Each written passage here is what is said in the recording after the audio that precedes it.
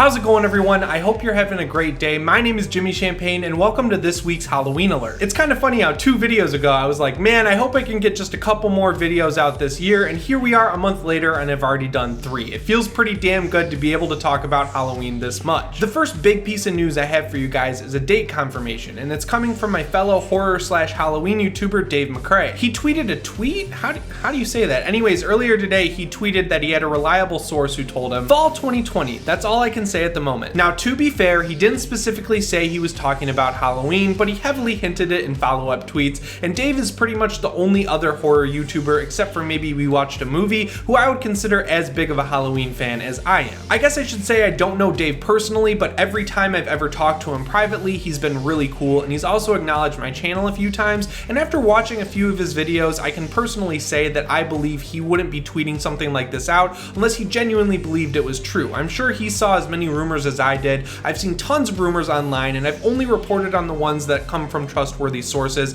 which is what he's doing here. So I say we should trust Dave. The cool thing about that fall 2020 timeframe is that it's exactly what I've been hearing as well. And on top of that, I reported on this a few weeks back, but it looks like they're going to be shooting 2 sequels back to back so that we get a new Halloween trilogy, which would make it a quadrilogy since last year's movie is technically a sequel to the first one. It's really confusing. Like, what are they going to call this sequel? Halloween 2? Halloween 3?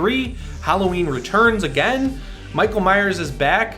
I mean, I don't know what they're gonna call it. They don't really have a lot of options. Personally, I think this time frame is great because it gives them enough time to write the script, shoot the movie, edit it together, test screen it, and make changes accordingly. Everything kind of felt rushed with the last Halloween movie. Like, it was announced, it went dark for a while, then suddenly it was filming and it was out in theaters. So hopefully with this one, they can take their time and just get it right, which is exactly what I want. And even though releasing a movie next year kind of puts them on the same time frame that they had with Halloween 2018, it's always easier to come back and do a sequel because you know what you're doing and there's less pressure. One potential drawback there, though, is that it looks like David Gordon Green isn't coming back to direct, so they're gonna have to find an all-new director. And on top of that, they have a new person writing the script who's coming up with their own story for the sequel to last year's movie. We're pretty sure that they're not using the story that Danny McBride and David Gordon Green wrote out last year. And while I was writing this video, I started thinking about how we never really heard whether or not things went okay on set for Halloween 2018. I mean, the movie turned out pretty good, so it's easy to assume that things went fine, and there were some cool pictures with David Gordon Green and Jamie Lee Curtis, so it looks like they got along, and she was saying like she would only come back if he was directing. So I'm assuming it went well, but I wanted to Google and find out for myself. Unfortunately, I just couldn't find anything on that front. No one really talked about it at all, but I did find a cool article from a South Carolina newspaper that really pointed out something I hadn't thought about before. We all know that last year's movie was shot in Charleston, South Carolina, because that's where David Gordon Green lives and he likes doing things locally. So the entire crew on the movie was pretty much local people. On top of that, it looks like the entire crew was hired by Danny McBride and David Gordon Green's production company, Rough House Productions. The reason that's important is because if David Gordon Green and Danny McBride don't come back for the sequel, that means not only do we need a new director, we also need a new screenwriter, which we know Blumhouse has filled, but on top of that, we have an entirely new crew, which means it's basically a whole new movie. Another weird thing that kind of backs up David Gordon Green not coming back is that the rumor I reported on a few weeks back basically said that they were looking to shoot outside of South Carolina for the sequels. They were actually looking at Georgia, but then decided against it because of the abortion law. Thinking about all this while I was writing the video kind of made me a little bit nervous for next year's movie because it's giving me Halloween 5 flashbacks. They're continuing the story from one movie with a new writer and a new director, and that honestly just scares me a little bit. But there is a very teeny tiny light at the end of the tunnel, like you can barely see it. It's like that little neck hole on the Michael Myers mask in the new movie where Laurie stabbed him with the coat hanger. It's that small. We all know that Jason Blum is pretty active on Twitter to the point that he was talking about his colonoscopy the other day, and I just don't want to give my opinion on that. Anyway, a fan asked him if David Gordon Green would be coming back to direct a new Halloween movie, and they said that they hoped he would, and Jason Blum said he hopes he does too. Before I allow myself to get excited for that though, I kind of have to take stock of everything and just kind of think about how slim of a chance that actually is. One of the main reasons for that is Bloody Disgusting is already reporting that he's not coming back, and they're pretty trustworthy. I don't think they'd post an article unless they had a verified source. And then you have to consider consider that David Gordon Green already had a story lined up with Danny McBride and Jeff Bradley, so why would they even hire Scott Teems to come up with a new story if there was any chance of David Gordon Green coming back? The upside here is that if Blumhouse did get him to come back, he'd probably be able to negotiate and figure out a way to get his story beats into the new script. The most important thing here to me though is that if he does come back, he'll be shooting 2 Halloween sequels back to back, which means we'll get 3 Halloween movies in a row in the exact same shooting location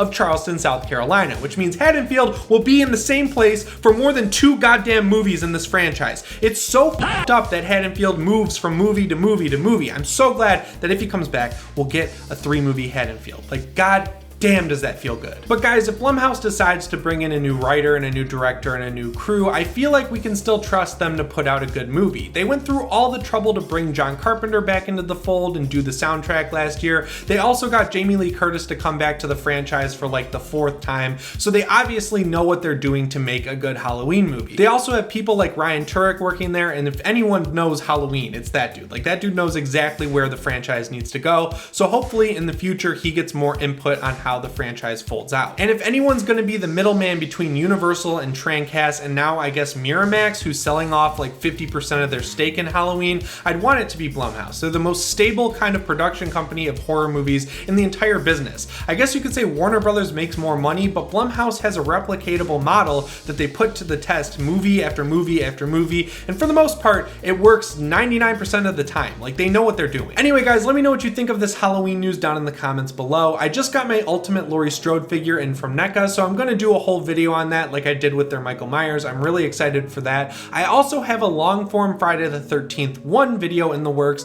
I'm really excited to post that, but I have to shoot some things out in the woods, so that one's going to take a little bit longer. And then you can come back here on Thursday at noon Pacific time for my review of Child's Play. I'll also be doing a spoiler review like I usually do, but this one's getting a spoiler-free review first because I think you guys all want to see that. And real quick, when you subscribe, make sure you hit the notification bell so you get an email every time I upload a video. And if you really want to help me out, make sure you click that notification, whether it's on your phone or in your email, as soon as you get it. And do me a favor and just watch the entire video through and leave a comment. That's the way to get YouTube to feed my videos out to the rest of my subscribers on top of the notification squad. So if you're in the notification squad, you are awesome. I really appreciate it. Thank you so much. Anyway guys, my name is Jimmy Champane, and I'll see you in the next one. Thanks for watching.